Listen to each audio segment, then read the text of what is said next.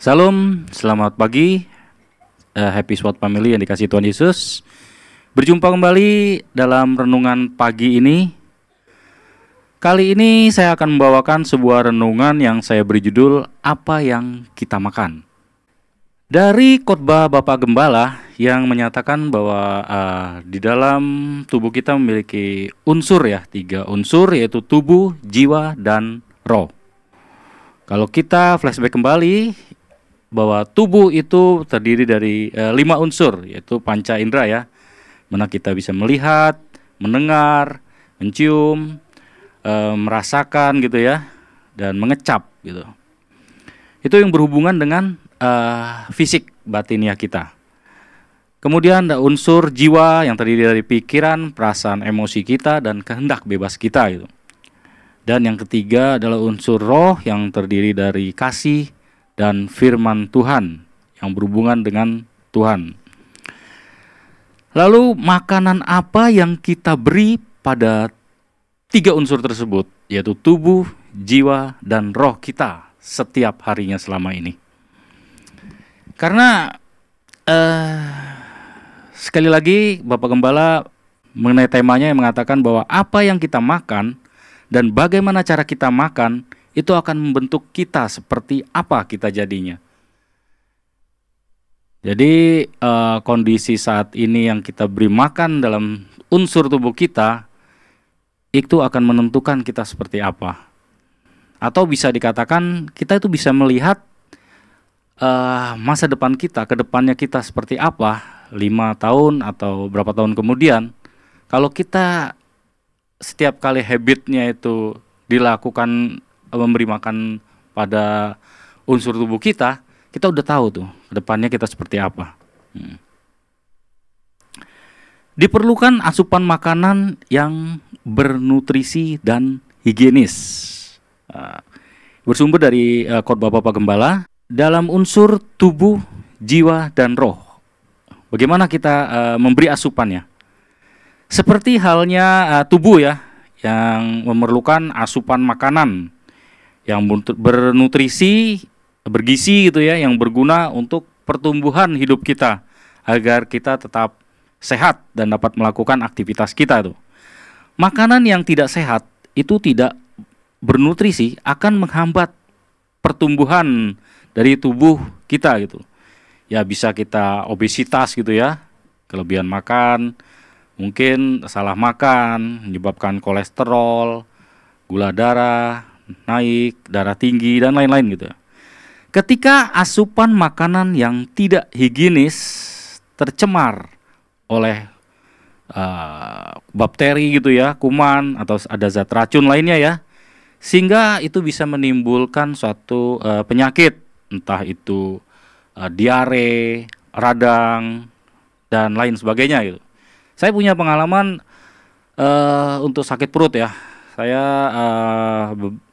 beberapa bulan yang lalu lah itu merasakan bahwa saya mungkin salah makan atau melihat makanan ini makanan itu pengen gitu ya, dan pada waktu makan gitu ternyata perut udah merasa nggak enak dan rasanya mesti tiap kali buang air ke belakang gitu, dan rasanya nggak enak gitu, lemes gitu, badan jadi lemes. Dan itu yang saya rasakan. Dan ada juga beberapa hari ini saya sempat suka benar dengan gorengan. Jadi setiap kali ada gorengan kayaknya pengen gitu bergorengan. Nah akhirnya apa ya, kena lah tenggorokan saya, radang gitu. Dan itu yang menyebabkan timbul batuk, bisa pilek gitu, sampai demam gitu. Dan sempat nggak enak badannya, sempat menggigil gitu. Nah itulah kalau kita apa yang kita makan dan cara kita makan itu salah gitu ya. Kemudian jiwa kita, apa yang kita beri asupan pada jiwa kita ya. Ketika kita suka mungkin kita suka baca buku mungkin ya, atau kita suka juga melihat berita-berita yang ada gitu ya, atau hiburan gitu ya. Jangan sampai hal itu dapat berlebihan atau memberikan efek negatif pada pikiran kita. Jadi isi pikiran kita dengan hal-hal yang baik. Kalau kita menerima asupan setiap hari berita-berita yang negatif gitu ya, yang misalnya saat ini ada perang lah, krisis global, resesi, itu yang dimana itu bisa menimbulkan suatu kecemasan, ketakutan gitu ya, kegelisahan, bahkan bisa depresi gitu. Kita akan kehilangan akan damai sukacita Allah gitu. Emosi kita bisa tidak stabil dan kita bisa sering seketika juga marah gitu ya. Kita bisa sedih gitu. Boleh kita melihat berita itu, teman, jangan sampai berlebihan, karena berlebihan itu tidak baik, dan mengkonsumsi hal yang berlebihan atau negatif itu sangat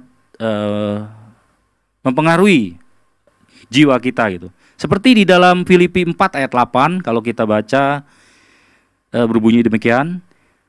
Jadi akhirnya saudara-saudara, semua yang benar, semua yang mulia, semua yang adil, semua yang suci, semua yang manis, semua yang sedap didengar, semua yang disebut kebajikan dan patut dipuji, pikirkanlah semuanya itu.